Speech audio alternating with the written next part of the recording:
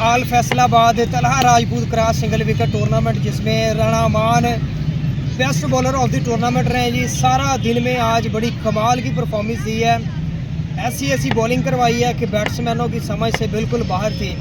राणा मान वाकई में जो है वो चैम्पियन बॉलर हैं और फैसलाबाद के सबसे पहले नासिर पठान, उमैर भट्ट, ये तो आज की पैदाइश हैं।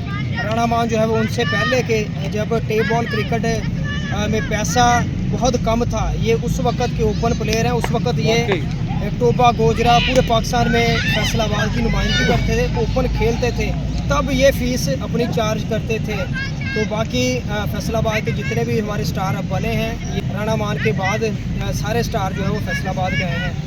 राणा मान के बाद जो है वो तलहा राजपूत ने भी बड़ी अच्छी परफॉर्मेंस दी है और अपनर का जो है पूरा साथ दिया और अपनी टीम को जो है वो चैम्पियन बनाने में अपना अहम किरदार अदा किया। बॉलर के साथ बैट्समैन का भी उतना ही कमाल है जितना बॉलर का है। तो बहुत बहुत मुबारक हो राणा मान भाई और तलहा राजपूत भाई। Thank you.